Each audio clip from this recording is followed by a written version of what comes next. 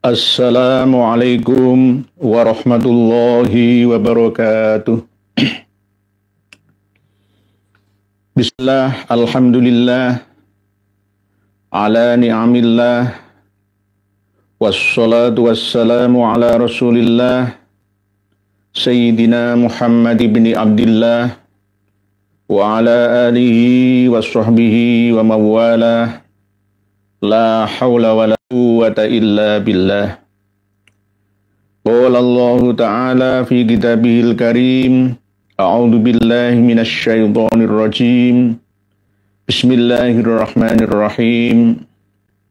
Walladzina jahadu fina lanahdiyannahum subulana.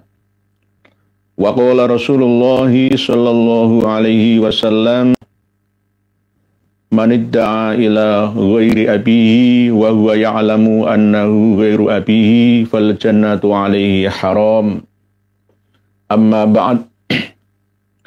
Yang kami muliakan, yang kami hormati, yang kami ta'zimi, para pemirsa dan pendengar semua, dimanapun berada, semoga senantiasa bertambah kualitas kebahagiaannya, diberikan kesehatan, diberikan keberkahan, kelimpahan,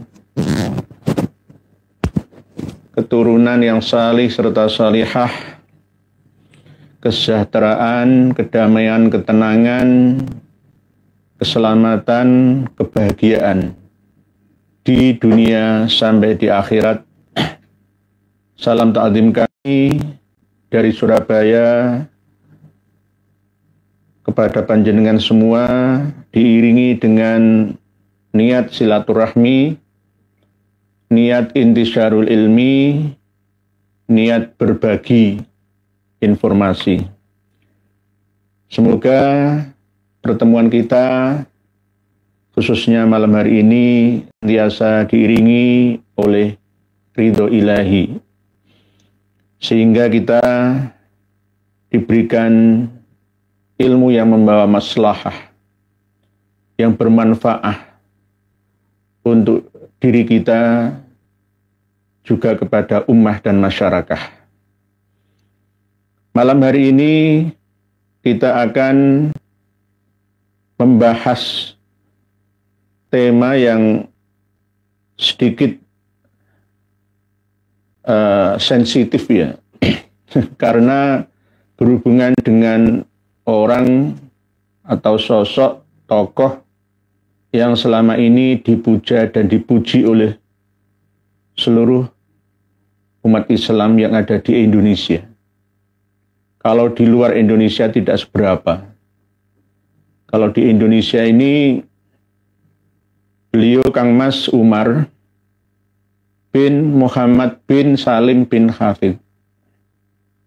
Ini seorang yang dianggap sebagai kutub, bahkan cerminan perilaku tingkah lakunya dianggap paling sesuai dengan Rasulullah Shallallahu Alaihi Wasallam, yang dijadikan sebagai hujjah oleh kalangan Ba'alawi, begitu juga para muhibbinnya.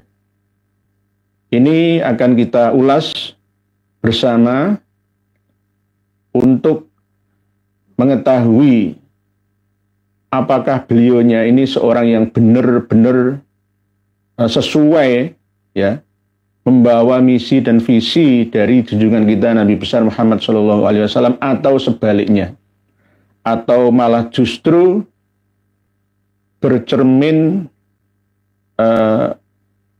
seakan-akan suci, justru mengotori cerminnya. Uswatun hasanah yang aslinya itu dari Nabi kita, lalu cermin itu dikotori. Setelah dikotori, dirusak, lalu beliau sendiri yang mengaku bahwa cermin adalah cermin yang paling suci dan murni sesuai dengan misi dan visi sang Nabi. Ini akan kita luruskan bersama melalui apa? Melalui kitab karya beliaunya sendiri. Kita sudah sampaikan kitab tersebut kepada panjenengan semua di bawah video ini. Link deskripsi haizin.com yang telah kami unggah dan bisa dipelajari oleh seluruh umat manusia di penjuru dunia. Tak terkecuali yang pro dan yang kontra. Ya, monggo sama-sama belajar supaya bisa terbuka. Agar kami ini tidak divonis tukang membawa malapetaka, ya, atau tukang fitnah iri dengki saja. Ini namanya share berbagi informasi ngaji bersama. Para pemirsa dan pendengar semua, kita selama ini sering terkecoh dengan penampilan, dengan casing. Padahal isinya tidak sesuai dengan harapan kita. Apalagi orang Indonesia yang baik hatinya selalu mengedepankan husnudonnya, apalagi tokoh-tokoh Nahdlatul Ulama, ya mudah ditipunya. Karena sifat waspada kita ini hampir-hampir tidak ada. Hampir-hampir tidak ada. Apakah ini termasuk bagian daripada saking baiknya kita? Ya tidak. Bahkan ini saking gobloknya kita, ya mohon maaf. Husnudzon itu bisa menjadi satu kebodohan, ya, bukan kebaikan. Ya sama dengan ketika kita diceritani ya oleh seorang wanita yang belum resmi bercerai dari suaminya, nggak ada buku yang dikeluarkan oleh pengadilan agama bahwa si wanita tersebut sudah bercerai dari suaminya, ya. Dia bilang perawan gadis ke kita, terus kita percaya begitu saja tanpa surat-surat keterangan buktinya. Lah, ini namanya kita sama dengan, mohon maaf, bodoh. Saya sering diminta oleh kawan-kawan untuk menikahkan siri. Ya, saya tidak mau. Walaupun dengan alasan menghindari zina. Karena apa? Banyak yang menipu saya. Setelah saya teliti ternyata belum ada surat keterangan cerai dari pengadilan agama setempat. Jadi wanita ini belum benar-benar bercerai dari suaminya. Ngaku-ngaku janda. Nah, kalau saya husnudzon, ya apa jari? Ya. Kalau husnudzon masalah dikasih makanan, ya. Dikasih daging, sate kambing, sate ayam, nggak perlu kita tanya. Jing nyembelih kambing, yang nyembelih ayam ini tadi itu baca bismillah atau muslim apa enggak? Nggak perlu kita tanya seperti itu. Ya husnudzon saja itu nggak apa-apa. Karena ini namanya maklum bidoruri. Ya. Tapi kalau masalah ini ya tidak boleh kita husnudzon. Ini namanya orang yang kurang dewasa. Orang dewasa itu berpikir dulu sebelum bertindak. Kalau orang yang tidak dewasa itu bertindak dulu baru berpikir. Oleh sebab itu saya menganalogikan para mukibin, Pak Alawi, para kiai, para santri itu orang yang belum dewasa. Belum dewasa, bahkan tidak dewasa. Tidak menggunakan akal sehatnya untuk berpikir, baru bertindak, memutuskan yang saya ikuti ini benar apa enggak. Enggak berpikir ke situ. Wes pokoknya percaya gitu wae itu. Oleh sebab itu kami selalu menghadirkan kitab-kitab karya mereka supaya diketahui bersama akan kesesatan mereka. Siapa yang menyesatkan itu? Ya sesuai dengan kaidah Islam secara umum. Ahlussunnah wal Jamaah, halaman Haji Nubuwah, ya, Nah ini ada bukti yang jelas dengan bisa akses bersama kitab As-Sadah Ali Abi Alawi. Kitab ini bukan karya saya. Ini karya beliaunya Habib Umar bin Muhammad bin Salim bin Hafid. Marga bin Hafid ini sebenarnya keturunan dari BSA. BSA itu bin Syekh Abu Bakar.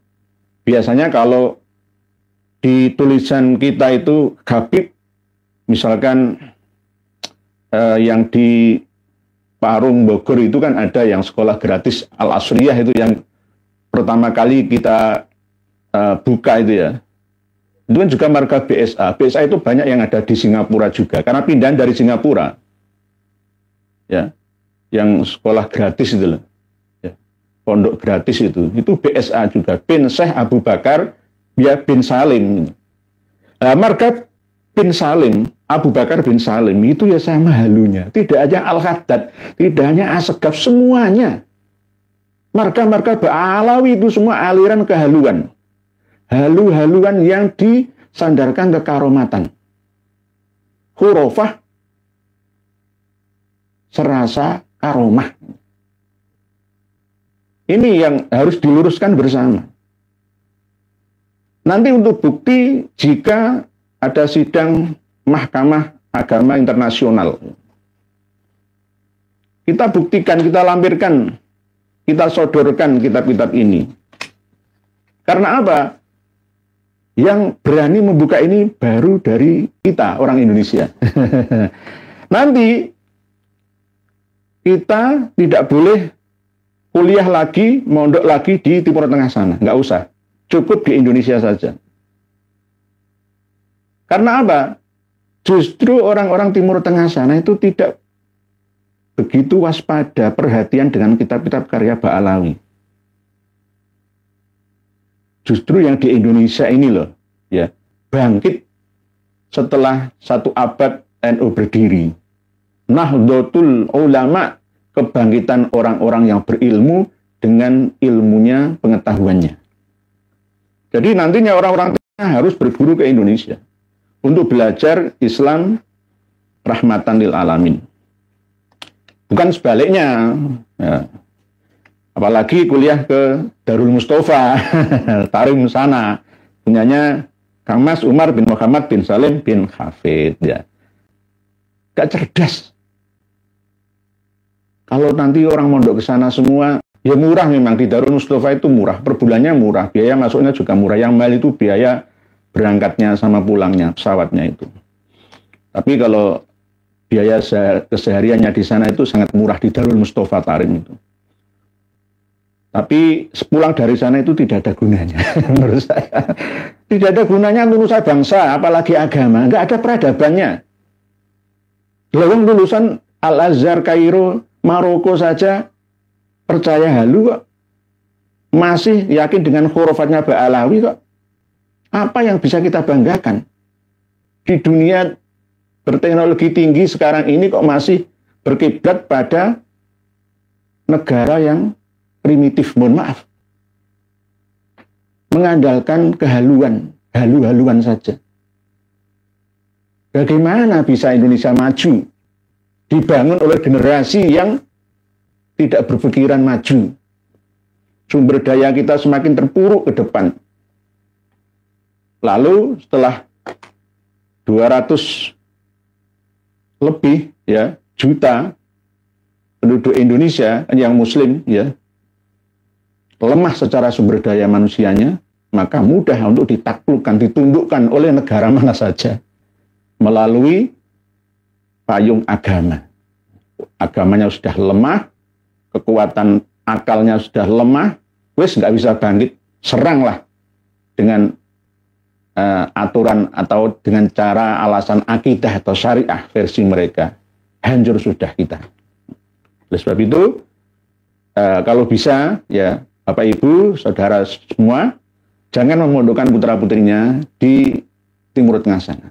Kalau toh mau kuliah, silahkan, tapi jangan lupa ambil jurusan yang membawa kemaslahatan untuk bangsa dan negara.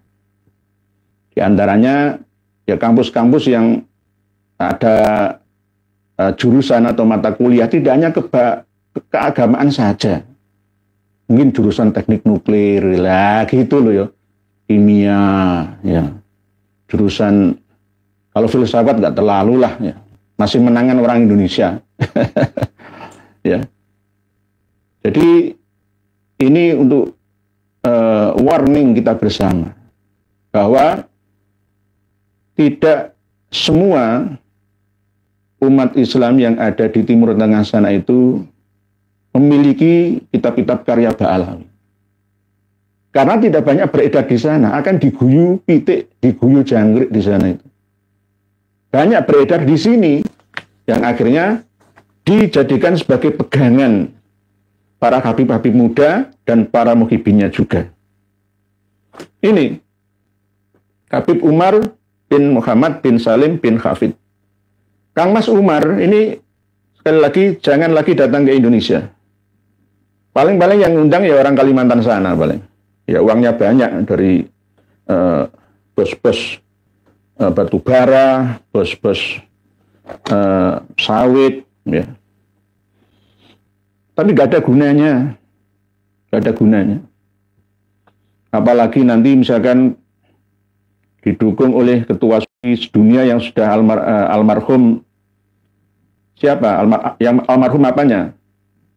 Bukan umurnya, tapi kedudukannya. Ya, nanti di Senayan Jakarta sana mengumpulkan orang-orang yang tokoh-tokoh agama di seluruh Indonesia, tokoh agama Islam dan artis-artis dikumpulkan semua. Nggak ada gunanya. Nggak ada gunanya. Mohon maaf. Ya. Kang Mas Umar ini, ayahnya itu dulu diculik katanya oleh Partai Komunis Yaman Selatan sana. Sampai sekarang nggak diketemukan makamnya atau kuburannya. Kalau mbahnya, Kang Mas Umar ini asli kelahiran Bondowoso. Jawa Timur, Bondowoso. Habib Salim bin Hafid. Tahun 1288 lahirnya. Lalu umur 9 tahun pindah ke Tarim sana. Lalu di sana memiliki anak, ya Muhammad ini. Ada yang mengatakan justru misalkan diculik ya Habib Muhammad ini oleh Partai Komunis itu kan nggak mungkin juga. Padahal Partai Komunis di sana itu juga dari kalangan Ba'alawi. Kok bisa menculik selama Ba'alawi? Apakah saingan atau bagaimana? Ya Allah alam. Jadi masih ada hubungan kekerabatan sebenarnya jika dirunut Kang Mas Umar ini dengan orang-orang yang ada di Bondowoso, Situbondo. Lalu ada orang yang ngaku-ngaku menemukan sebuah makam di daerah Pasuruan itu, ya. Pasarpan itu ada juga. Oh, ini masih ada kerabat dengan Habib Umar bin Hafid. Ada saja. Jadi kalau Habib Umar datang ke Indonesia itu sama dengan kayaknya pulang kampung katanya seperti itu. Nah inilah yang cukup membahayakan kita. Ya. Dan ini didukung semua untuk menguatkan klan Ba'alawi yang ada di Indonesia. Para pemirsa dan pendengar semua, nanti dengan pelajari secara menyeluruh ya, mudah bahasanya kok. Ini dikarang oleh beliau pada tahun 2000, dicetak ya 2014 yang lalu. Mulai nulisnya ya 2013. Kita buka yang poin-poinnya, mulai dari halaman 40-an nih.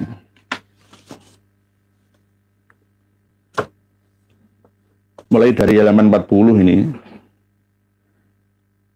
Nahnu ya ala Ba'alawi salafuna wa khalafuna min ahli dzannil al-jamil billah. Ya. Terus saya lompati saja, nanti panjenengan semua teruskan sendiri. Beliau Habib Umar ini juga sering menukil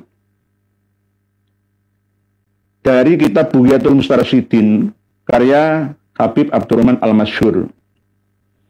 Amalu salafina wa sadatina al-ashraf Ali Abi Alawi hujjah Jadi perbuatan, amal perbuatan leluhur kita dari kalangan Sayyid dan Syarif, ya, Abi Alawi itu bisa dijadikan sebagai hujjah.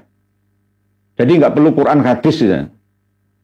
Cukup kita lihat saja Habib-Habib itu. Berarti Habib-Habib itu semua berdasarkan Quran hadis. Berarti saya tetap mengikuti Habib saja. Karena apa? Kalau saya mengikuti Quran hadis tanpa melalui Habib, sesat saya. Wa kafa bihim liman yaqtada bihim wa qatassu atharahum qudwatan. Halaman 43. Jadi perbuatan para Habib Alawi itu bisa dijadikan sebagai hujjah, panutan, ya, panutan. Ini terus berikutnya,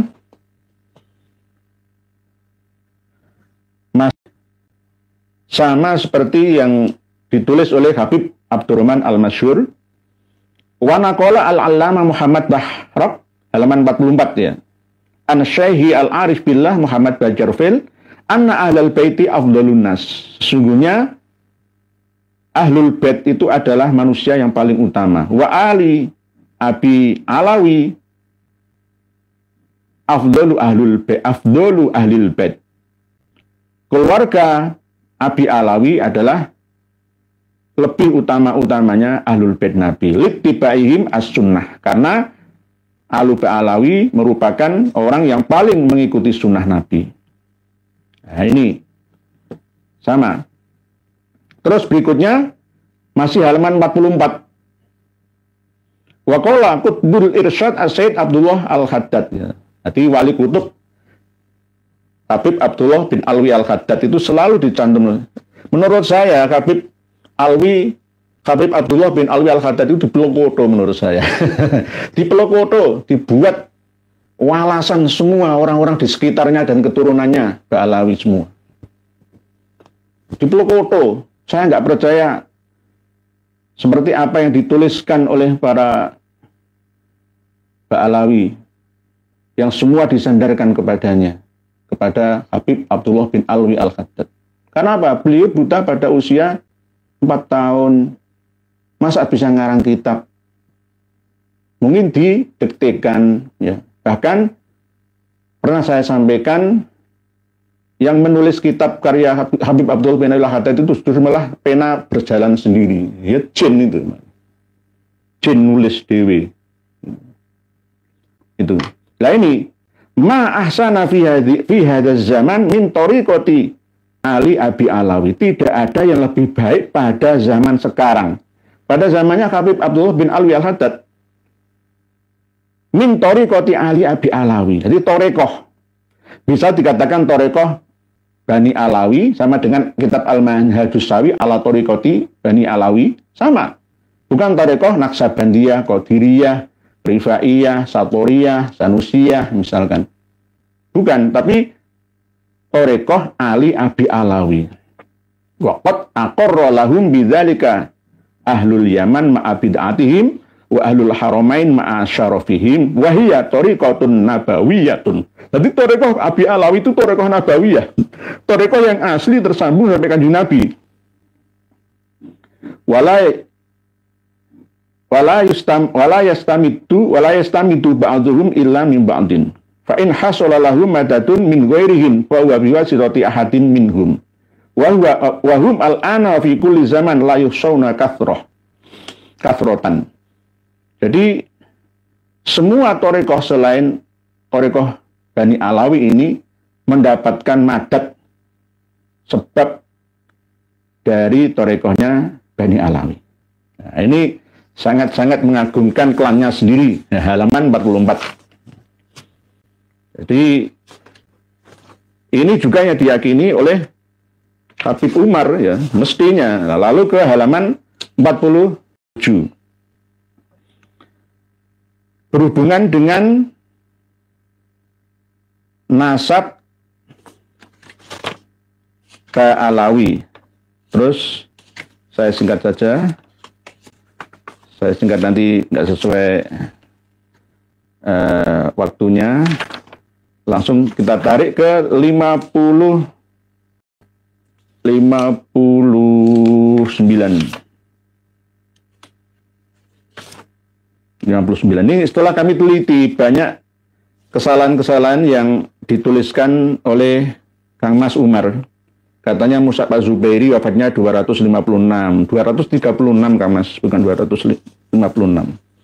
Banyak yang sama seperti karya ciri khasnya para Ba'alawi dan pendukungnya, Muhyiddinnya. Selalu mengklaim gitu. Klaim, padahal ketika diteliti referensi yang diklaimi itu nggak sesuai. Nggak sesuai. Mari dibuka halaman 59. Ini yang akan kita bahas agak panjang dan lebar. Halaman 59.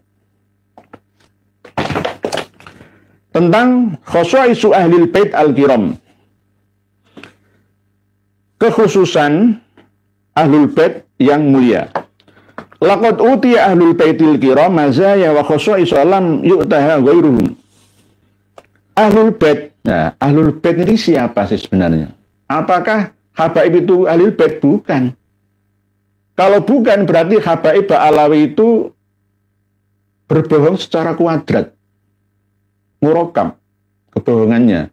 Wes enggak keturunannya Kanjeng Nabi ngaku keturunannya Kanjeng Nabi, terus menafsiri ahlul bait Nabi sesuai dengan penafsirannya sendiri. Diancam oleh Nabi kita, man kadzaba alayya muta'ammidan falyatabawa maq'adahu minan nar. Oke, ya, walaupun cucu Nabi palsu, coba kita masih beri kesempatan untuk bela diri mereka dengan cara mengaku ahlul bait Nabi. Habib itu mengaku sebagai ahlul bait Nabi. Laqad utiya ahlul bait al-kiram mazaya wa khosaisu lam yu'taha ghairuhum. Mereka ahlul bait Nabi yang mulia itu dikasih pemberian, ya, anugerah, ya, kekhususan yang tidak diberikan kepada orang lain. Wa ra'aitu an asradaha sardan ikhtisaran min kitab Asy-Syaraf al-Mu'abbad li Ali Muhammad. Dan saya melihat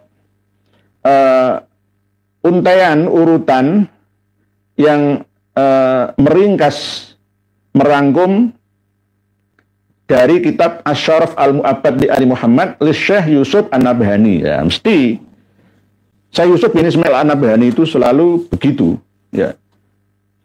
Ya, beliau seorang sufi yang tidak pernah membaca kitab-kitab karya Ba'alawi, langsung menyimpulkan sendiri bahwa Ba'alawi itu adalah min asohin nasabin nabawi. Nah, mesti gitu. Jadi Syekh Yusuf bin Ismail An-Nabhani ini orang yang husnudzon, berlebihan, tidak melihat kitab-kitab karya Ba'alawi secara keseluruhan. Ini ada 12 kekhususan ahlul bait yang mulia. Tapi bukan ahlul bait yang asli, ini ala Ba'alawi, ya. Jadi Ba'alawi lah, intinya begitu saja. Nggak usah ahlul bait lah. Ini Ba'alawi gitu. Kekhususan Ba'alawi yang mulia. Nah, nomor 1, tahrumuz zakatu alaihim. Haram zakat bagi mereka. Ini masuk.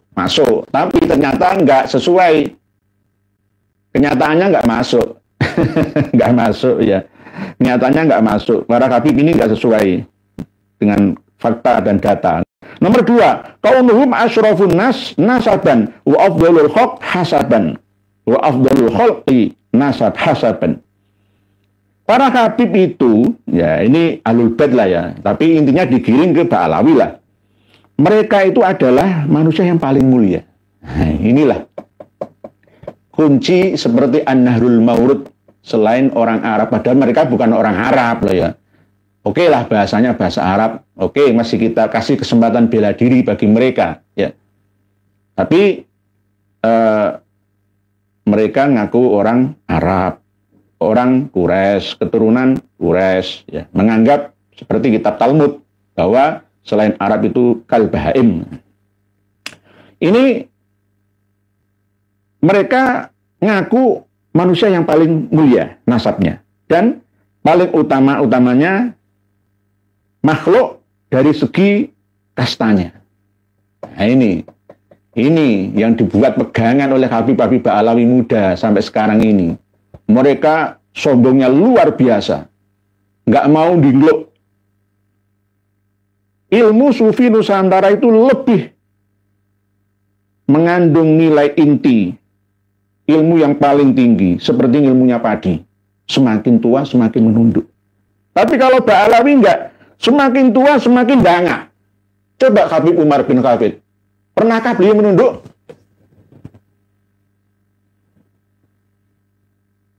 Tidak ada Kang Mas, tidak hanya Kang Mas Umar bin Khattab saja. Habib-habib semua sama. Sama saja, nggak ada bedanya.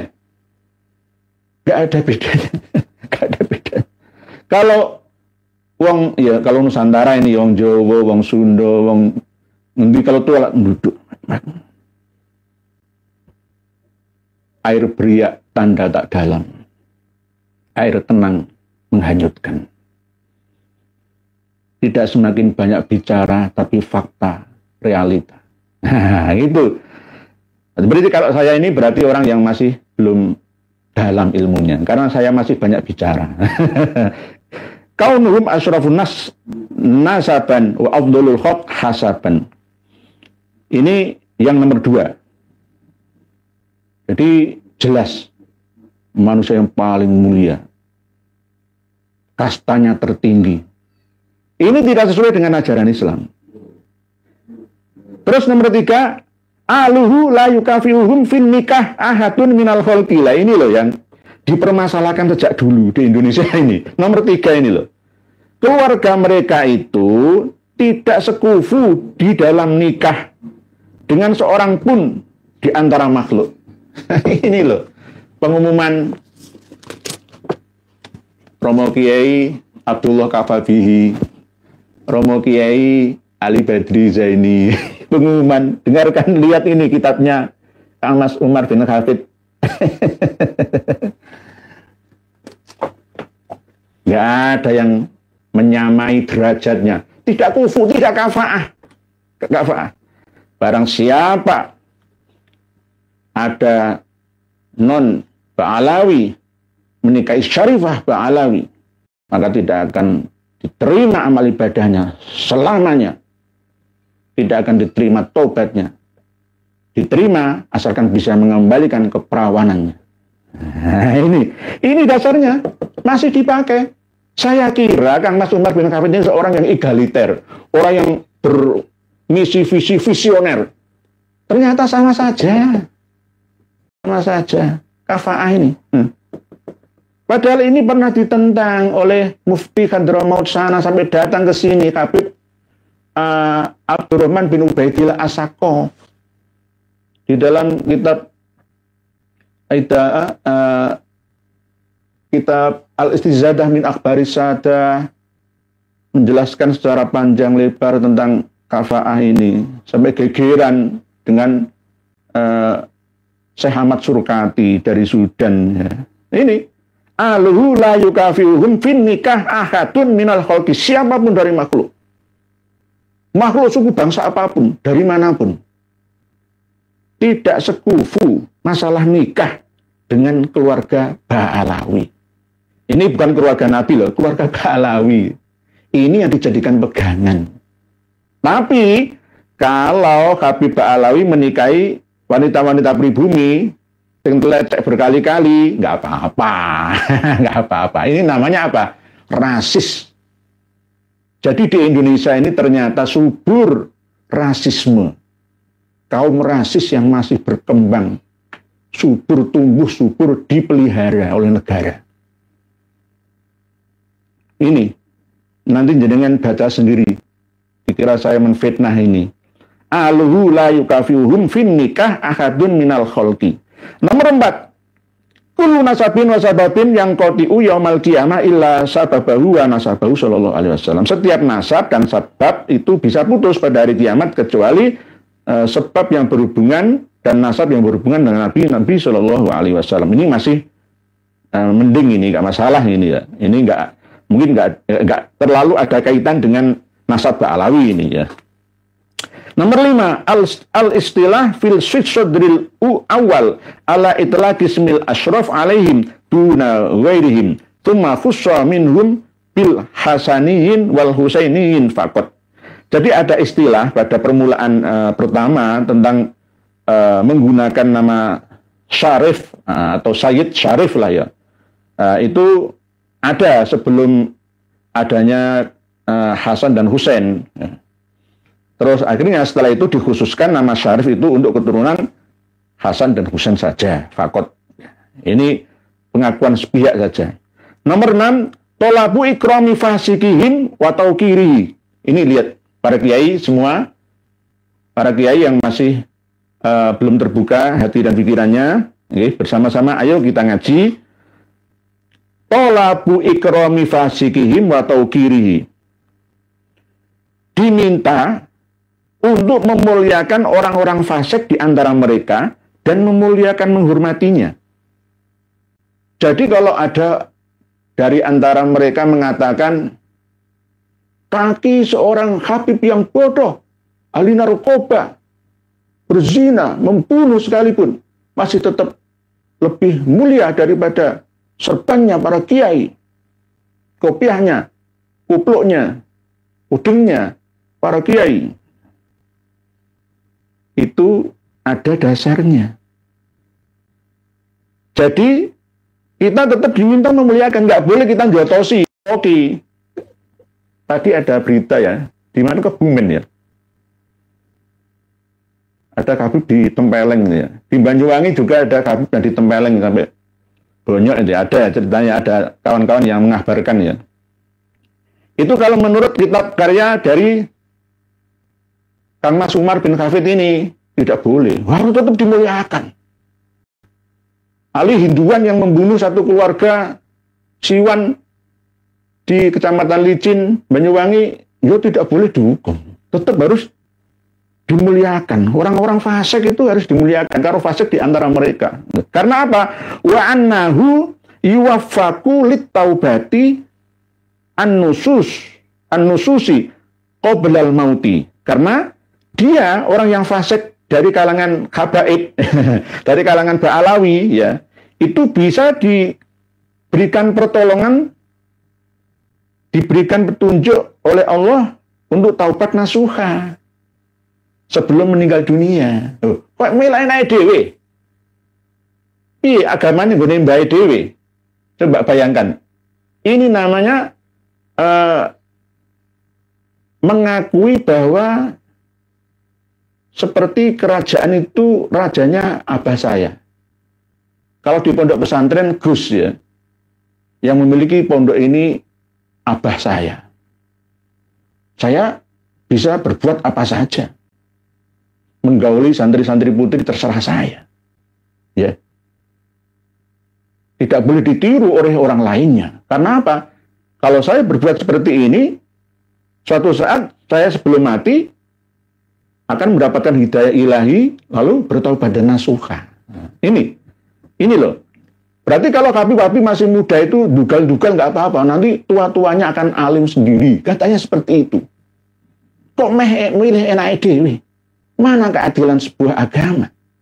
Ini apabila dinilai oleh agama lain selain agama kita, maka rusak. Jelas Islam itu bukan agama universal.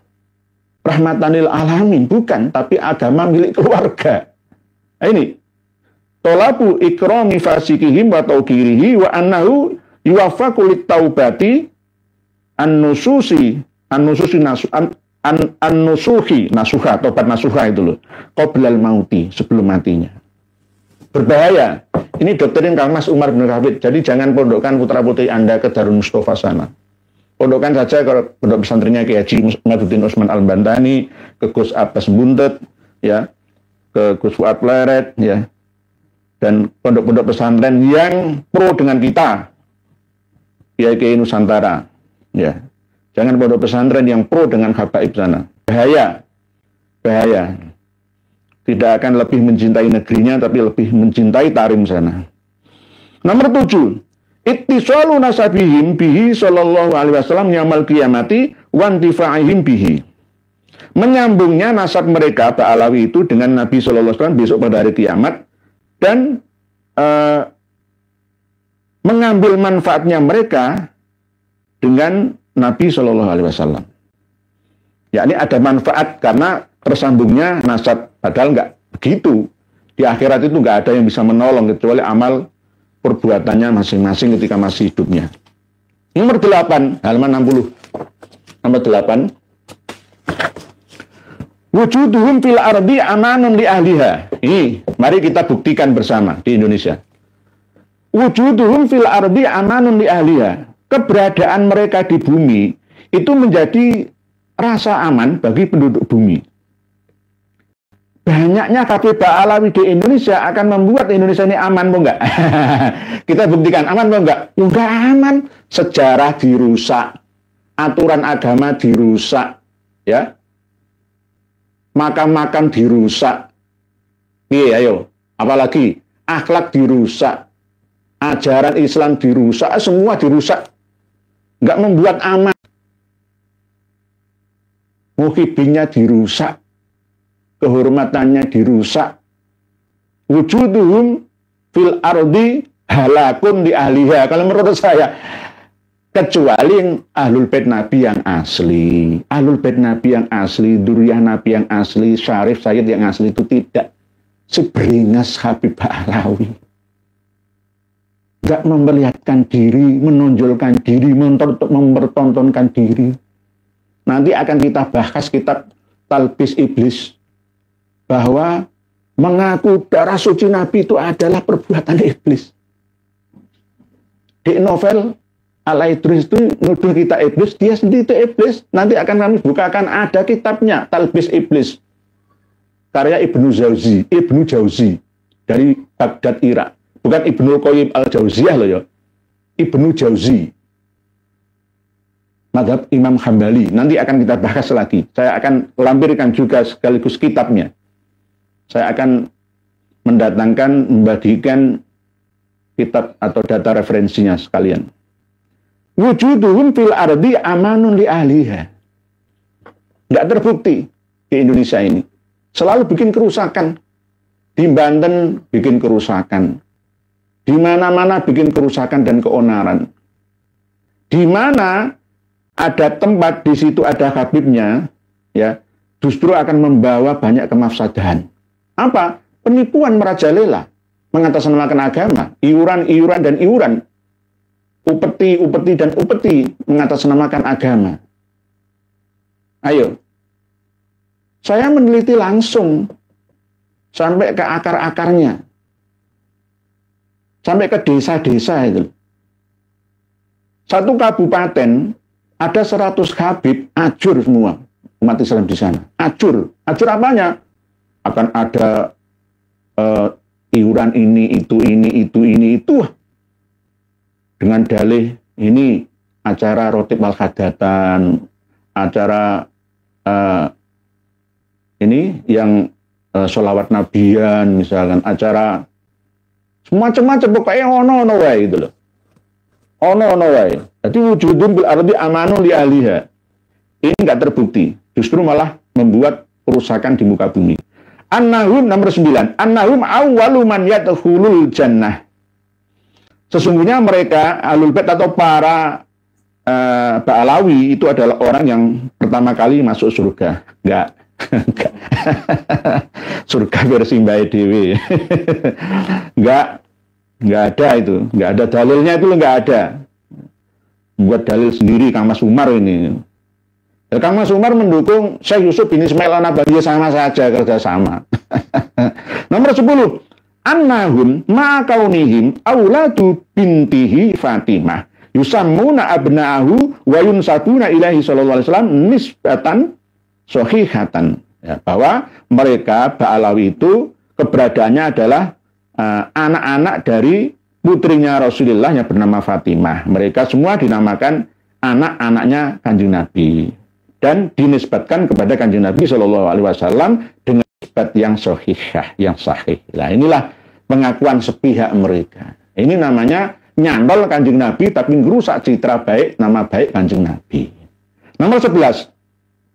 annaman sona'a ma'ahatin minhum ma'rufan kafa'ahu an-nabiyyu sallallahu alaihi wasallam yaumal qiyamah. Barang siapa yang berbuat baik dengan seseorang di antara mereka, misalkan ada Habib ya, kita berbuat baik, kita kasih mobil, kita kasih sepeda motor ya, kita kasih santri putri misalkan, kita kasih apa yang dia mintai ya misalkan ya, minhum ma'rufan, maka di hari kiamat nanti Kanjeng Nabi akan mencukupinya, akan menolongnya, mensyafaatinya. Ini yang dibuat dasar dalil. Hajur. Berarti Mas Umar bin Muhammad bin Salim bin Hafid ini juga lantur ini. Sama saja. Enggak usah nyantri kan Darul Mustafa. Darul Mustafa itu berdiri tahun 90. Didirikan oleh yaitu dua orang. Kang Mas Umar bin Muhammad bin Salim bin Hafid dengan Ali Masyhur bin Muhammad bin Salim bin Salim bin Hafid. Jadi saudara. Sama-sama putranya Habib Muhammad yang diculik oleh komunis Yaman Selatan seperti yang kami terangkan tadi. Jadi ini doktrin Darul Mustafa. Lalu Darul Mustafa baru diisi ya, menyediakan asrama-asrama itu pertama kali justru santrinya dari Indonesia, 30 orang tahun 1996. Lalu dipromosikan secara besar-besaran. Yang membesarkan Darul Mustafa itu orang Indonesia. Apalagi orang Bondowoso sana, orang situ Bondo, orang Bondowoso, orang Probolinggo, orang Pasuruan, wah, wes kayak dikuasai. Setiap tempat yang ada pengaruh Habib Bali nggak bisa maju. Mohon maaf, Bondowoso orang bisa maju, situ Bondo orang bisa maju berkembang karena dikuasai oleh ini loh peradaban Balawi, nggak bisa maju. Maju dalam apa ya? Peradaban, baik pemikiran ataupun karya-karya kemanfaatan untuk manusia, umat bersama. Ini yang perlu kita perhatikan bersama. 30 santri dari Indonesia semua. Coba dengan lihat setiap pekan itu kadang 2 kali lah, minimal 1 kali saja. Nabawi TV itu pasti menampilkan langsung siaran dari Darul Mustafa kan, malam Jumat biasanya gitu. Pasti kita dapat langsung akses live ya dari pesantren asuhan dari Kang Mas Umar bin Hafid.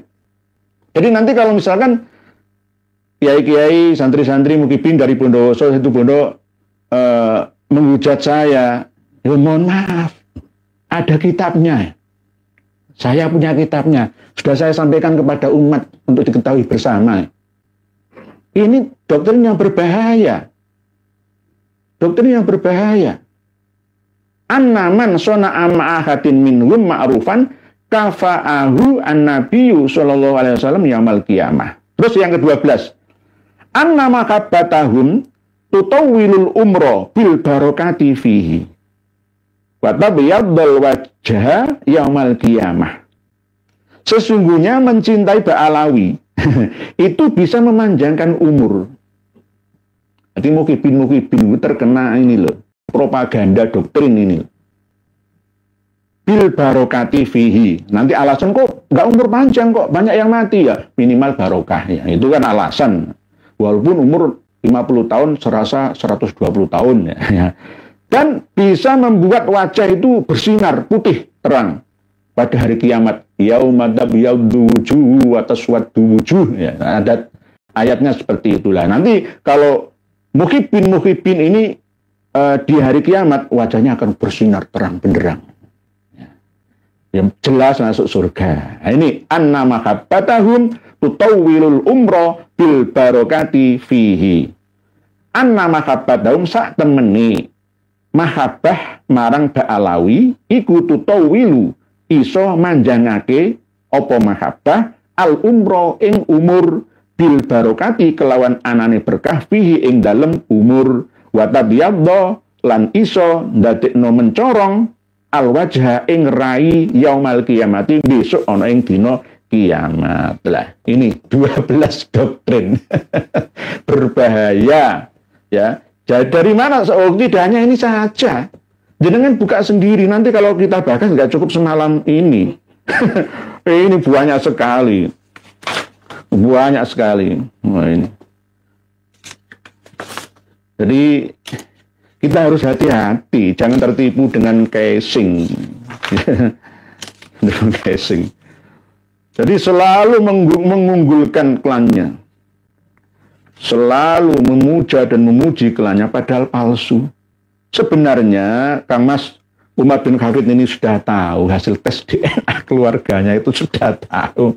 GM 201. Ini sudah disampaikan oleh teman-teman khususnya Dr. Sugeng Sugiarto dan kawan-kawan dan pernah dibahas ya oleh kawan-kawan kita Gus Rifki itu juga sudah membahas 1 tahun yang lalu. Saya juga sudah pernah hampir 1 jam ini. Oh, enggih. Karena hampir 1 jam ya cukuplah ya. Pokoknya sudah ada hasil tes DNA-nya. Benar, bukan orang Arab asli. Jadi As-Sadah Ali Abi Alawi wa ghaidun min faidi aqwalihim asy-syarifah wa ahwalihim al-munifah. Jelas ini adalah kitab doktrin. Kitab-kitab seperti ini harus ditarik dari peredaran di Indonesia. Harus dibatasi. Ini akan menjadi candu yang merusak akidah syariah. Begitu juga sufiyah yang ada di Indonesia ini. Berbahaya. Kita akan berinteraksi, berbagi informasi melalui tulisan panjenengan semua. Bismillahirrahmanirrahim. Bu Zain Zeta. Assalamualaikum waalaikumsalam. Di antara branding kewalian Pak Umar bin Khattab, antara lain cara berjalan Pak Umar itu sepertinya berjalannya Rasulullah. Kalau punya masalah, lihatlah wajah Pak Umar, maka selesai masalahnya. Benarkah? Jelas. Tidak benar. Bu Zain Zeta dari Pemekasan. Waalaikumsalam. Betul benar. Enggak begitu. Cara berjalannya Rasulullah itu enggak begitu. Ini menjadi bukti. Sesuaikah Habib Ba'alawi itu dengan Gusti Kanjeng Nabi?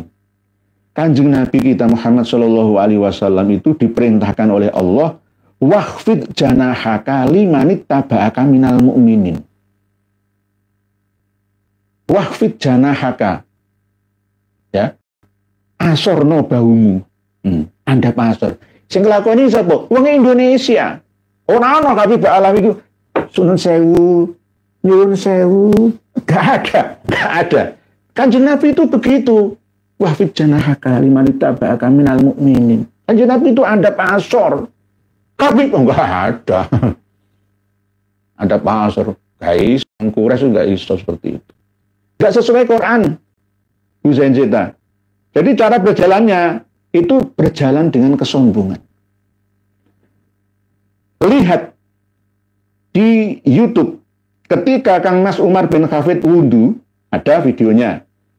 Enggak pakai imamah, pakai kaos oblong, sudah hilang kewibawaannya. Pernah dan sering saya sampaikan, habaib itu kekuatan magicnya itu ada di imamahnya itu, sama baju kebesaran itu. Coba lepas kayak saya begini, sudah biasa saja, lepas kayak saya, enggak punya kewibawaan sama sekali. Kalau sudah pakai itu, langsung. Nah, ini namanya kesombongan. Baju kebesaran, tapi kebesaran dalam hal kesombongan. Kalau punya masalah, lihatlah wajah Pak Umar, maka selesai masalahnya. Kan ada seperti itu, kemarin yang kita bahas itu. Nanti suatu saat Muhyiddin ini akan menyembah Kang Mas Umar bin Khattab ini. Sebagai wasilah alasannya. Bu Zain Zeta. Bener nih, bener. Selesai masalah, nah benarkah orang tambah selesai, tambah numpuk masalahnya. Bu Zain Zeta, dari Pemekasan, matur. Pokok Surya, assalamualaikum warahmatullahi wabarakatuh. Waalaikumsalam, Kiai Nur. Indonesia punya menterimu yang dibahas kok urusan haji dulu, bukan umat didahulukan. Kisruh habaib atau nasab apakah karena nggak ada uangnya, mui pola pikirnya juga nggih. Hingga inilah saya kadang-kadang itu curiga sama Muhammadiyah kok. Muhammadiyah itu nggak ikut terlibat dalam masalah ini gara-gara apa? Apa gara-gara mendukung Buya Hamka atau gara-gara bagaimana? Itu kadang-kadang saya masih bertanya-tanya kok. Ya karena apa? Buya Hamka itu percaya Al-Jauharus Syafaf padahal nggak punya kitabnya. Gitu. Lah, MUI juga ya sekarang kan bahas masalah haji kan ada uangnya. Kalau bahas masalah Isro Nasab Habaib ini kan nggak ada uangnya Pak Dr. Surya. Nggak ada uangnya. Nggih. Nggih, mungkin ada benarnya nggih Pak Dr. Surya. Nggih. Pak Ilyas Bakri. Assalamualaikum warahmatullahi wabarakatuh. Maju terus Yai, biar umat tambah cerdas, nggak gampang ditipu oleh habib-habib yang berlindung di balik surban dan menyelewengkan tafsir buat kepentingan kelompoknya. Nggih, tafsir Ahlul Bait itu juga diselewengkan. Ahlul Bait itu siapa? Sudah jelas, nggak usah diulang-ulang. Berkali-kali Ahlul Bait. Harus kita tahu definisi dari Ahlul Bait, Itrah, Asyirah, Kurba, ya. Terus Ali dan sebagainya, ini ada korelasi hubungan ya, tapi Ahlul Bait ini tergantung penempatan. Innama yuridullah yulidhiba ankumur rijsa ahlal baiti wa yutahhirakum tathira. Ini kan tergantung penempatan kalimat Ahlul Bait itu pada satu ayat yang menerangkan tentang apa. Kalau Ahlul Bait di ayat ini berarti tentang istri-istri Nabi. Kalau di ayat-ayat yang lain Ahlul Bait itu ya Ashabul Kisah itu. Itu nggih. Toko Suryo. Pak Ilyas Bakri nggih. Pak Toko Surya, sudah langsung nggih. Berikutnya Pak Candil Ngaji Vision. Assalamualaikum Pak Yai. Waalaikumsalam. Lah uang kitabnya banyak yang menyimpang. Lah kok dianggap duriah Nabi? Piye to Ki Pak Kiai? Gus-gus yang masih bela Pak Alawi, jangan enak-enakan. Kalian juga bertanggung jawab menyesatkan umat lo. Nggih, bertanggung jawab. Enggak usah jadi gus, enggak usah jadi kiai. Dari dosa umat ini. Nggih. Bener panjenengan Pak Channel Ngaji Vision. Pak Nurhati, Pak Kiai, tolong buktikan kalau neraka itu sudah bisa dirasakan di kehidupan sekarang, jadi tidak harus di akhirat kelak saja. Pak Nurhati ini pertanyaannya selalu mantap dan menyimpang dari tema. Neraka, Rasulullah sudah pernah menggambarkan al-humma min faihi jahannam. Fa'abroduha bilma. Demam, panas dingin ya. Demam itu adalah bagian daripada uapnya neraka jahanam. Maka kompreslah dengan air. Karena neraka itu juga bisa dirasakan di dunia. Bahkan neraka yang sebenarnya, mohon maaf nih, yang bisa nyata secara ilmiah ya dibuktikan, diterima oleh akal sehat kita itu di dunia kita ini, di bumi ini. Kalau kita menderita sakit demam, tingkatannya juga macam-macam. Ada influenza, ada demam tinggi, panas ya. Orang lain mengatakan dingin, kita mengatakan panas, merasakan panas. Di ruangan ber-AC malah ingin panas. Di ruangan panas malah ingin ber-AC. Semua makanan itu pahit rasanya. Nggak ada makanan enak dirasa. Ini bagian daripada neraka. Berarti kalau kita sedang menderita demam, penyakit demam, itu berarti kita sudah masuk neraka. Neraka dunia loh. Nah, akhirat nanti ada neraka lagi. Mohon maaf, jangan di skip lah ya. Jangan di cut ya. Neraka itu ada dua, dunia sampai akhirat. Kalau di dunia, penyakit demam itu min faihi jahannam. Menandakan bahwa penyakit demam itu ya payah, pedih, perih, sakit, gundah, susah, gelisah. Tergantung tingkatan masing-masing orang. Berarti penyakit demam itu untuk menggugurkan dosa. Kalau kita menerima dengan penuh keikhlasan. Lah, dosa apa? Tidak hanya dosa kepada Tuhan saja, tapi bisa juga dosa dengan alam sekitar, atau dosa dengan diri kita sendiri, tidak mau merawat pemberian Tuhan kita. Misalkan ya, ada aturan secara umum oleh kedokteran, kita kalau tidur itu harus cukup, istirahat harus cukup, ya, berpikiran positif, ya. Terus kita melanggarnya, lalu kita sakit, ya berarti kita dosa terhadap diri kita, tidak merawat tubuh yang Allah berikan untuk kita. Kita tidak menjaganya. Gitu. Nah, ini dosa namanya. Begitu juga dosa dengan alam, misalkan tiba-tiba kita ngamuk, pohon-pohon kita tebangi tanpa keperluan, misalkan, nah, kita dosa. Atau dosa dengan makhluk hidup lainnya, misalkan secara berlebihan membunuh hewan-hewan yang tidak bersalah, tidak ada keperluan yang diperbolehkan, ya. Terus kita sakit, misalkan. Itu ditebus dengan penyakit demam, misalkan, atau penyakit lainnya. Nah, ini bagian daripada neraka-neraka itu. Ini kan ada kasus yang paling fenomenal ya di Nusa Tenggara Barat ya, di Mataram ya, Lombok ya. Agus Buntung itu ya.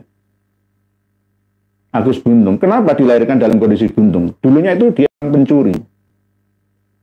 Dia seorang pencuri. Hukum mencuri itu kan harus dipotong tangan. 812.500 rupiah mencuri, potong tangan kanannya. Karena dulu tidak sempat dieksekusi, maka hukum alam yang bekerja. Ada orang yang buntung empat-empatnya, tidak punya kedua tangan, kedua kaki, ada. Dia akan merasakan susah, payah, gundah, dan gelisah dalam hidupnya. Itu namanya neraka. Neraka kalau kita bayangkan misalkan di dalam kiasan isinya adalah bahan bakarnya adalah kayu, batu, ya, api. Waqudwan nas wal hijarah. Terus manusia ini dilempar tambah menyala. Ini adalah kiasan. Jangan dibayangkan seperti api beneran gitu loh. Kita memahami seperti pemahaman orang Yahudi malah. Orang Yahudi di Yaman dulu itu membunuh orang-orang Nasrani, 20.000 dilemparkan pada lubang-lubang yang penuh dengan api. Gitu. Jadi kita memahami konsep neraka itu tidak dengan bahasa yang nyata. Harus kita kupas dulu secara berkala. Gitu. Jadi neraka itu bisa dibuktikan di sini, Pak Nur Hadi. Kalau nggak percaya, di rumah sakit coba kita lihat. Itu orang susah semua. Ada yang besok akan dioperasi, dibedah tubuhnya. Terus cari di penjara itu. Penjara Pangkal Pinang, penjara Rio Batam itu overload itu. Bagaimana susahnya? Nah, bukan lagi susah biasa itu, luar biasa. Hawiyah, apalagi yang di Nusa Kambangan sana. Seakan-akan kholidina fiya abada, ya, menunggu ajal yang tidak jelas datangnya. La yamutu fiha wa la yahya. Nggih, begitu Pak Nur Hadi sementara nggih. Paling halu, Martapura siap nyimak nggih, monggo Martapura Kalimantan Selatan nggih. Banjar nggih. Pak Jai, apakah ada dalil yang sahih yang menyatakan bahwa Nabi Nuh berasal dari Nusantara, Pak Yai? Pak Jai, masalah Nabi Nuh aslinya itu namanya beliau bukan Nuh, tapi Yashkur namanya. Yashkur, lalu beliau itu suka mengadu kepada Allah dengan menangis meratap. Kalau kita beristighfar, taubatan, itu kan sampai nangis-nangis itu. Niyahah. Kata-kata kalimat niyahah itu kan sambat-sambat ya. Geru-geru ya. Atau mengadu sampai menangis kepada ilahi. Orang yang selalu melakukan itu akhirnya Yashkur itu diberi nama Noah atau Nuh. Lah, cerita legenda satu bangsa itu bisa diadopsi oleh bangsa yang lain. Kemungkinan besar ya, orang Yahudi itu juga mengadopsi cerita-cerita dari luar Yahudi. Diakui menjadi budaya Yahudi, tradisi Yahudi cerita turun-temurun Yahudi. Bisa juga seperti itu. Sama dengan ketika penafsiran tentang Sabak misalkan ya. Ya tergantung orang Timur Tengah sana. Negeri Sabak itu dari mana? Apakah ada di Yaman? San'a sana? Ya enggak. Kalau menurut orang Sabak itu sebuah benua yang besar. Bukan hanya kota. Bendungan Ma'arib hancur terus akhirnya merusak satu peradaban. Enggak. Itu kecil skalanya. Sabak itu ya Indonesia, Nusantara ini. Sampai sekarang yang masih menggunakan kata Sabak ya di sini. Coba di Malaysia, Sabah, Sarawak. Masih ada di sini Sabak itu. Bukan di Sabak, di Yaman sana. Ya, semua kan tergantung. Sebuah negara itu akan mengadopsi kejayaan negara yang lain. Sama seperti orang Malaysia mengakui Riau itu dari sana. Padahal Ponorogo aslinya. Nah, sama seperti ini gitu loh. Nanti kalau kita tidak mematenkan produk ya, nanti akan diakui oleh bangsa lain.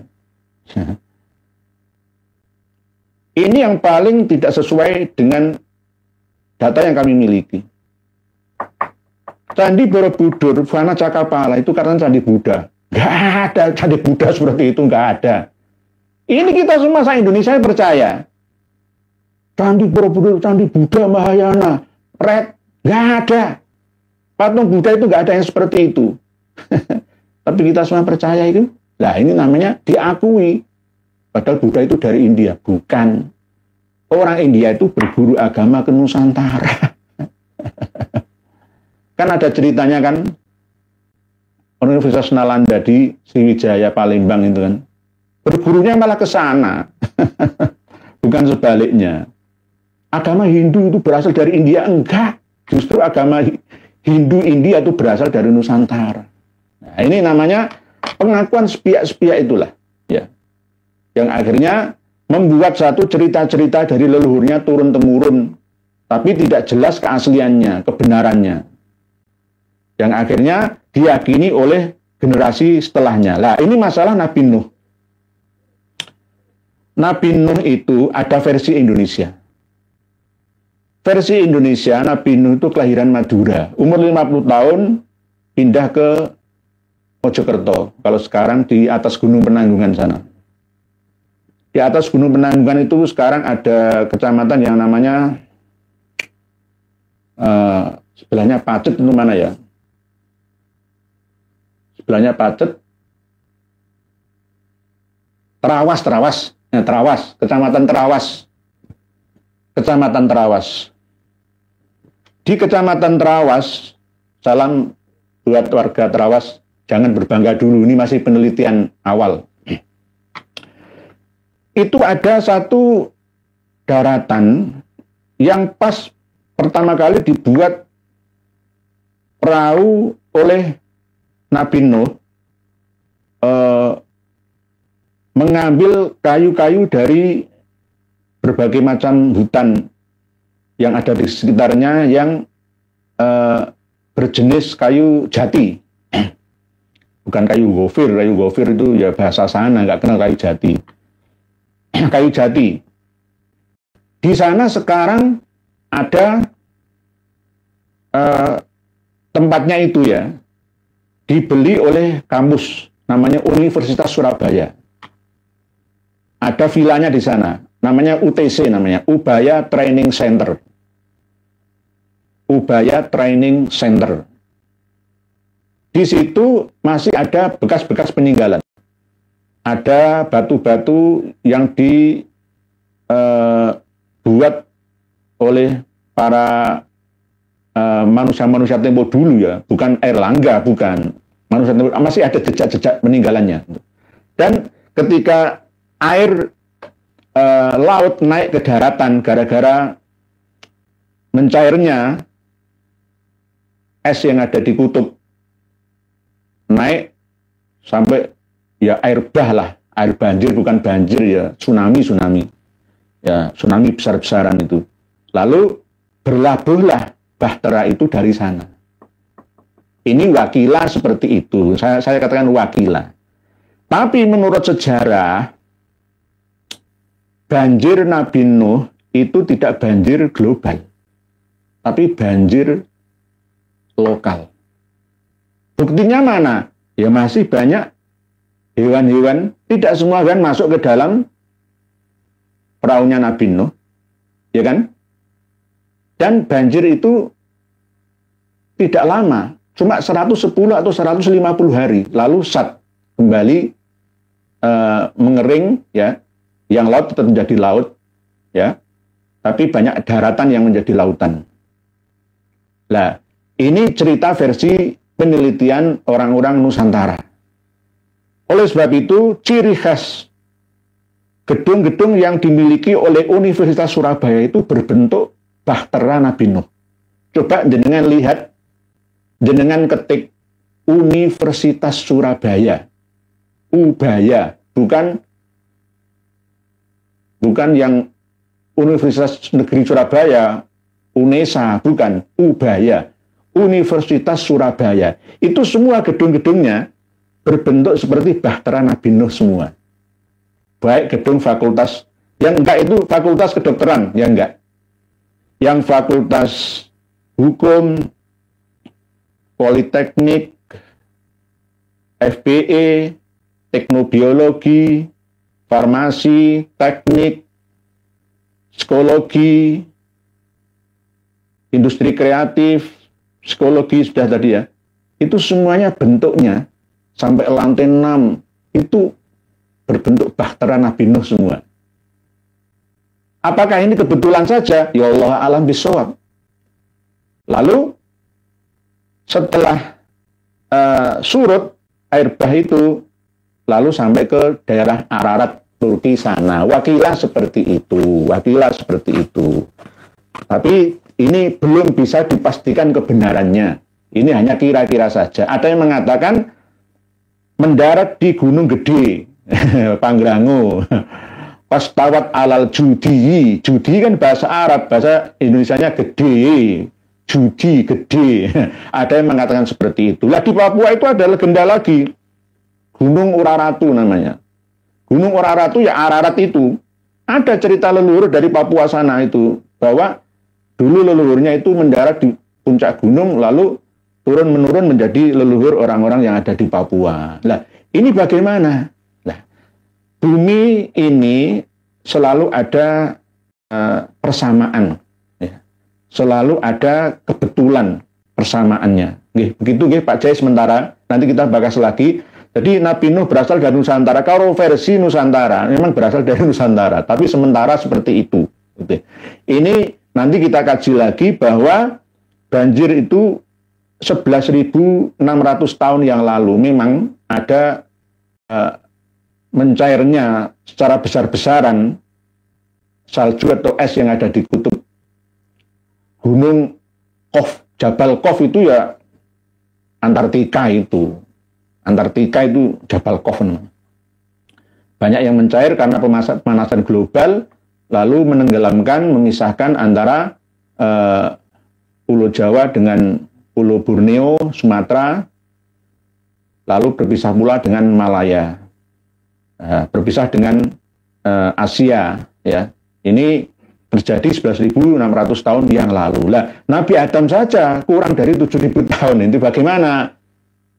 Nah, inilah yang perlu kita pertemukan lagi nanti, ya, tulisan-tulisan karya anak bangsa dari berbagai macam negara. Nanti akan ketemu mana yang mendekati titik kebenaran. Itu Pak Jaya sementara. Pak Taufik Haryate, Assalamualaikum. Waalaikumsalam. Apakah ada kaitan antara Thariqah Alawiyah Ba'alawi dengan Batiniyah Syiah Alawiyah Nusairiyah? Namanya kok mirip awalnya ya? Pak Taufik Haryate, memang ada. Waalaikumsalam warahmatullahi wabarakatuh. Thariqah Alawiyah Ba'alawi dengan Batiniyah Syiah.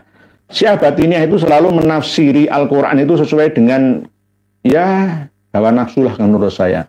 Jadi ada tafsir Batiniyah sendiri yang tidak sama seperti tafsir kebanyakan. Ya, misalkan begini Pak Taufik Haryate. Supaya saya bisa menghilang, saya akan membaca La tudrikul absor wa huwa yudrikul absor wa huwa latiful khabir. La tudrikul absor wa huwa yudrikul absor wa huwa latiful khabir. Itu kalau saya baca selama 40 hari saya berpuasa, setiap harinya saya baca 1000 kali, maka saya akan memiliki ilmu bisa menghilang dari pandangan mata. Ini kan termasuk tafsir batiniah namanya. Lah, Syiah itu juga memiliki tafsir-tafsir sendiri, termasuk ketika menafsiri Ahlul Bait Nabi itu tadi. Menafsiri kurba itu juga begitu.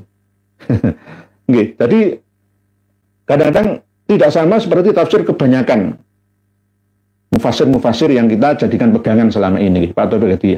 Ada Syiah Alawiyah Nusairiyah. Memang antara Syiah Alawid yang ada di Suriah, ya, ala Bashar al-Assad itu ada hubungannya dengan Syiah-Syiah yang ada di Iran, ya. Dan Iran juga ada hubungannya dengan Syi'i yang menyebar di daerah Yaman pada waktu itu, Syiah Batiniyah. Termasuk di antaranya Syiah Batiniyah itu ya nyembal Ismailiyah lalu ke Koromitoh itu. Koromitoh itu Syiah Batiniyah sama. Syiah Koromitoh itu berbahaya. Bahkan Syiah Koromitoh itu sendiri akan menghapus syariat haji, lalu benar-benar dilaksanakan menghancurkan Ka'bah. Merampas Hajar Aswadnya 22 tahun difungsikan ke Hajar di Bahrain sana. Pak Taufik itu. Di Guru Jangkrik, bagaimana hukum orang yang memperjualbelikan jin? Hal itu beredar luas di YouTube dari pelajar Indonesia di Yaman, bahwa Umar bin Khattab memperjualbelikan jin untuk urusan dunia. Kalau memang seperti itu ya jelas haram. Jin itu bukan seperti hewan. Jual beli sesuatu itu harus ada barang yang dijual. Menurut syariat harus ada barangnya. Lah kalau jin itu nggak ada barangnya. Jual beli tuyul kalau di Indonesia itu sebenarnya tidak sah. Tetapi kalau bisa dilihat ya sah. Ini menurut pandangan syariat. Kalau menurut pandangan hakikat, nanti urusannya beda lagi. Nanti beda lagi. Di urusannya beda lagi. Jadi Pak, di Guru Jangkrik, pelajar di Yaman bilang bahwa Umar bin Khattab memperjualbelikan jin untuk urusan dunia. Nanti misalkan saya dikirimi jin oleh Kang Mas Umar bin Khattab, yo silahkan. Silahkan. Kalau memang Kang Mas Umar bin Khattab nggak terima, wong ini saya bedah buku karyanya. Misalkan beliau memperjualbelikan jin ya. Apa dikira jin itu seperti hewan atau bagaimana? Tidak sah. Hukum orang yang memperjualbelikan jin tidak sah. Dan bisa berdosa. Bisa berdosa. Karena apa? Kita tidak tahu seperti apa yang kita beli itu nantinya. Apakah ada perjanjiannya atau tidaknya? Kalau jin itu membawa madharat terhadap kita tanpa kita mengetahuinya, maka 7 turunan kita akan turut serta menanggung akibat yang kita putuskan pada awalnya. Jadi tidak boleh Pak di Guru Jangkrik jin dijual belikan. Punya ingon-ingon jin berapa? Jin Timur Tengah atau jin Yaman sana, masih kuatan jin Indonesia. Jin Indonesia lebih tua umurnya. Ada di Indonesia ini jin yang umurnya 6.000 tahun. Bahkan ada jin yang umurnya sebelum Nabi Adam lahir. Jin Indonesia ini umurnya panjang-panjang. Jadi misalkan di Indonesia ini kan juga ada orang jual beli jin itu ya ada. Ya itu tuyul itu tadi. Memelihara tuyul itu tadi. Tapi tetap tidak sah karena nanti akan ada persyaratan-persyaratan MOU yang jelas kita tidak tahu untung dan ruginya. Pak Wingaryanto Anto, Assalamualaikum Waalaikumsalam. Tiang ingkang sanes imigran Yaman, terus belani imigran Yaman. Niku tiang ingkang boten kebak pikirane. Ngapunten yai radi pedes nggih Pak Wingaryanto. Nggih leres Waalaikumsalam Pak Wingaryanto. Nggih ngoten. Memang layak untuk jenengan sampaikan seperti ini. Orang hubungannya dengan imigran Yaman, kok bilani imigran Yaman itu ketemu nih piye, nung di ketemu itu. Konsepnya piye mau. Gitu. Nah, mbok sing mbok belani iku bener, iku ora masalah. Lah sing mbok belani iku jelas iki. Kitabe kaya ngene, ajarane kaya ngono, doktrine ya membahayakan, bahayani ya. Terus kiai-kiai tetap belani, itu bagaimana? Nggih. Pikirannya ra kebak ternyata. Nggih. Bu Eni Bawanti, Assalamualaikum warahmatullahi wabarakatuh. Sehat selalu. Amin. Sesepuh WWI Tegal 2004 pernah melaknat Habib yang tidak beradab 3 hari berikutnya. Kejadian kedua. Bu Eni nggih. Sesepuh PWI Tegal tahun 2014 pernah melaknat Habib yang tidak beradab 3 hari berikutnya. Kejadian kedua kaki Habib menghitam dan bernanah. Ya, bukan cucu Nabi. Oh, nggih wonten ta nggih. Bu Eni Bawanti, kalau ada bener tolong bagikan informasinya ke kami nggih. Di Tegal nggih, tahun 2014 nggih. Sesepuh PWI Tegal yang sekarang jadi PWI. 2014 kan belum ada PWI nggih. Melaknat Habib 3 hari terus akhirnya kedua kaki Habib menghitam dan bernanah. Oh, berarti jelas bukan cucu Nabi. Nggih, leres nek ngoten berarti. Nggih. Nggih. Jadi luwih sekti kiai-kiai, bukan cucu Nabi yang palsu mengaku cucu Nabi. Nggih, Jarum Tajam. Siap menyimak kitab Habib Umar bin Khattab, penasaran sesatnya kayak apa? Oh, banyak tadi nggih. Tadi sudah kita sampaikan Pak Jarum Tajam. Bu Arfi Fadila, Assalamualaikum warahmatullahi wabarakatuh. Kebanyakan kitab-kitab Ba'alawi itu menyesatkan umat nggih. Oleh sebab itu bahaya. Jangan makan mentah kitab-kitab karya Ba'alawi itu, berbahaya. Begitu juga ceramah-ceramahnya Ba'alawi itu membahayakan akidah kita, syariat kita, sufiyah kita. Bahaya. Demak Siti, Assalamualaikum warahmatullahi wabarakatuh. Derek ngaos yai, mugi angsal ilmu manfaat. Mugi yai pinaringan kekuatan lahir batin istiqomah dalam perjuangan meluruskan nasab Nabi Muhammad sallallahu alaihi wasallam. Amin ya rabbal alamin. Waalaikumsalam. Demak Siti. Amin matur suwun. Kita ini meluruskan nasab Nabi Muhammad sallallahu alaihi wasallam. Bukan tidak percaya adanya dzurriyyah Nabi kita Muhammad sallallahu alaihi wasallam. Ada, tapi tidak seperti yang ada di Indonesia sekarang ini.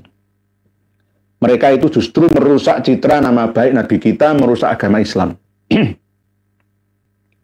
Karena mengaku-ngaku cucu Nabi justru merusak nama baik Nabi. Mas Anom, DKM Masjid Agung Demak dengar-dengar sudah tidak akan mengundang lagi Habib-Habib untuk mengisi acara sholawatan atau pengajian di sekitar Masjid Agung Demak. Tanggapannya Yai? Nggih. Alhamdulillah. Alhamdulillah. Kemarin itu saya survei ke museum Masjid Agung Demak. Sudah saya periksa, alhamdulillah sudah tidak lagi masang silsilah yang diba'alawikan di sana. Saya sudah menyampaikan, mencari silsilah Raden Fatah atau Raden Jinbun itu lebih mudah daripada mencari silsilah Wali Songo. Karena apa? Raden Fatah itu asli keturunan Jawa, cuma ibunya saja yang Cina. Itu saja. Itu, nggih. Pak Nurhadi, kasus PIK 2 oleh Aguan itu bagaimana menurut Pak Kiai? Kalau masalah Pantai Indah Kapuk 2 yang ada di Tangerang itu, ini ada pro dan kontra. Kalau menurut saya, ambil jalan tengahnya saja. Kenapa sekelas Aguan bisa menguasai properti yang ada di sana, bahkan di lain tempat yang lain di seluruh Indonesia? Padahal dia bukan mayoritas. Ini karena kekalahan umat Islam. Umat Islam yang mayoritas ini tidak mampu mengendalikan ekonomi di negerinya sendiri. Lebih percaya kepada orang-orang keturunan. Mohon maaf. Baru kali ini saya berani memisahkan antara pribumi dan non-pribumi. Antara keturunan etnis Tionghoa dan keturunan Yaman Hadramaut sana. Karena apa? Nanti pribumi sendiri yang mewarisi negeri ini oleh para pejuang leluhurnya dulu akan menjadi budak lagi. Gara-gara kesalahan kita lagi. kesalahan kita sendiri juga yang terus seperti ini. Doktrin di dalam Islam yang dibawa oleh ajaran Ba'alawi itu melemahkan secara ekonomi. Harusnya tidak hanya Ba'alawi saja, ya para kiai-kiai kita juga. Banyak pesantren yang ada, tapi hanya mempelajari ilmu agama saja. Ilmu dunianya ditinggalkan begitu saja. Harusnya lulusan pondok pesantren itu setara dengan lulusan perguruan tinggi. Tidak harus jadi pegawai negeri atau sebagai swasta, tapi berwira swasta. Memiliki keahlian dalam hal peternakan, perikanan, pertanian modern, petani zilenial, sehingga mampu mengelola sumber daya alam yang ada. Terus, jangan mendoktrin santri-santri kita untuk meninggalkan dunia. Karena kadal fakru ayyakuna kufron. Kefakiran itu akan mendekati kekafiran. Kalau ekonomi dikuasai oleh orang non-muslim, maka kita akan lemah. Kita akan bekerja ikut bosnya, bos kita bukan muslim. Perumahan-perumahan elit semua dihuni oleh orang non-muslim. Itu kesalahan siapa? Ya kesalahan kita. Jangan hanya menyalahkan aguan saja. Itu maksud saya. Jangan hanya menyalahkan aguan saja, atau Pantai Indah Kapuk 1, Pantai Indah Kapuk 2, atau reklamasi sana saja. Jangan, salahkan diri kita juga. Kenapa umat Islam kita lemah secara ekonominya? Bagaimana padahal kita mayoritas?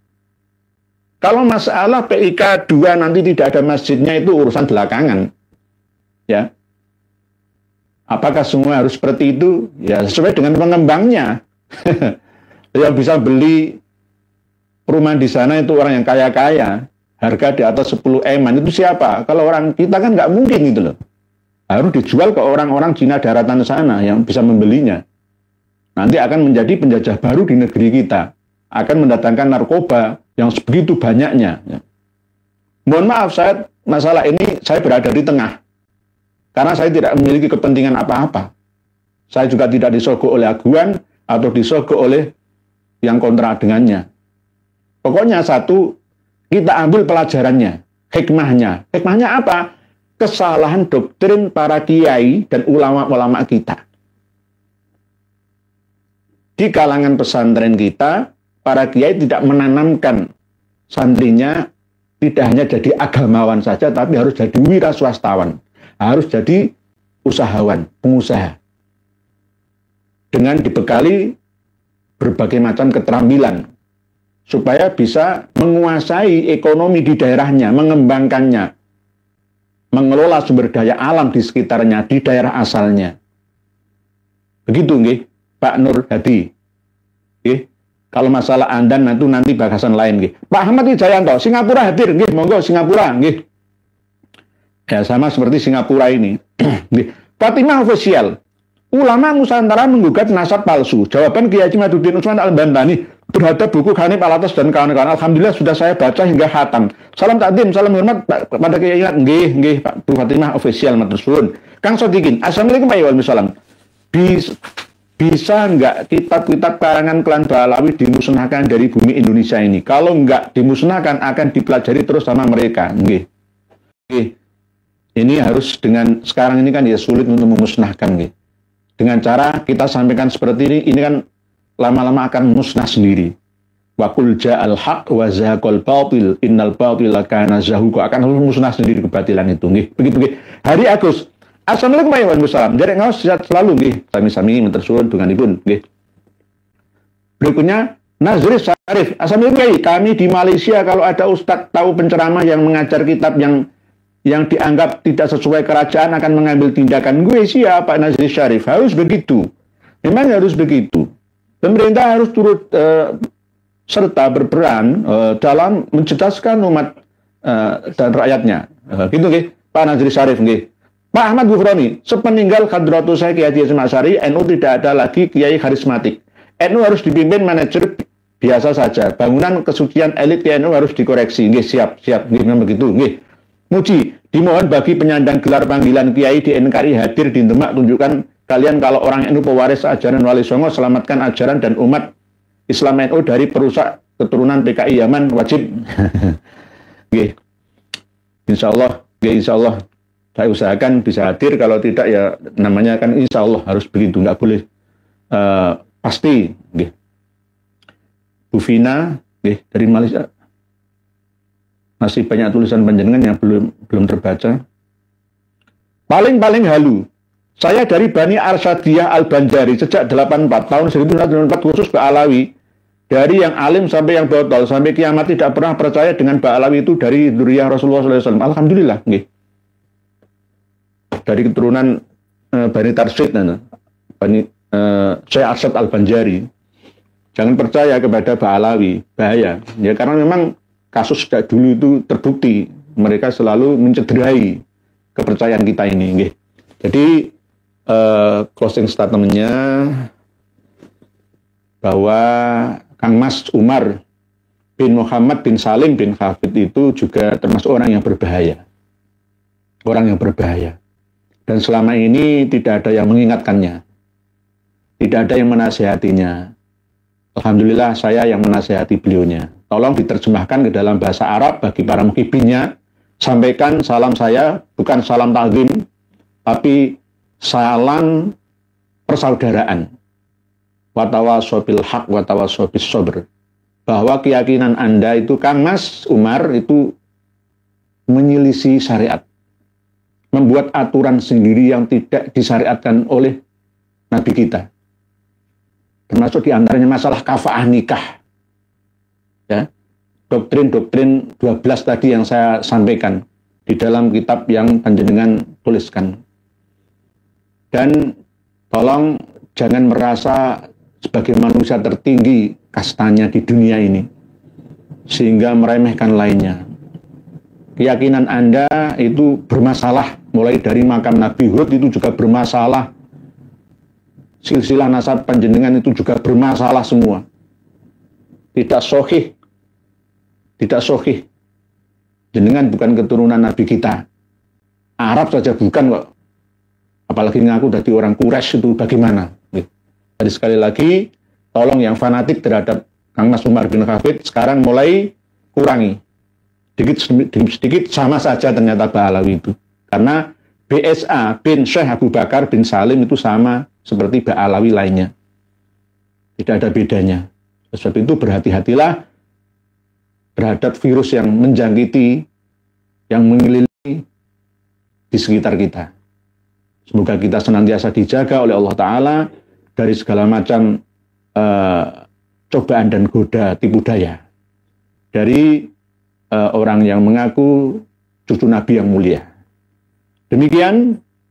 Semoga tulisan panjenengan semua yang masih belum terbaca mendapatkan pahala yang tak terhingga di dunia baik di akhiratnya. Dan mohon maaf jika ada tutur kata yang kurang berkenan. Semoga pertemuan kita malam hari ini membawa banyak masalah dan manfaat.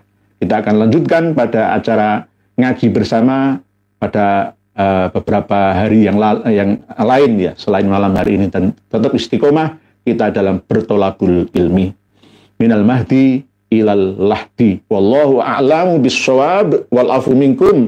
Wassalamualaikum warahmatullahi wabarakatuh.